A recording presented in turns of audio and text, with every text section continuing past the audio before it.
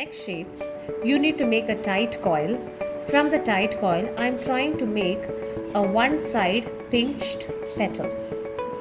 One side pinched. So you have to take the petal, push it, pinch it to one side.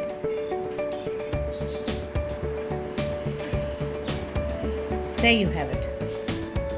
This is a one side pinched petal. The next variety I would like to show you is you have to make a closed coil. You have to press in the middle, not on the sides. You need to press, apply pressure in the middle. It will give you an oval shape instead of a circle. Watch closely. I'm going to do a double-sided petal. So I need to press on both sides. This time pressure on the middle is less. You need to apply pressure on both sides, which leaves you with a shape like this.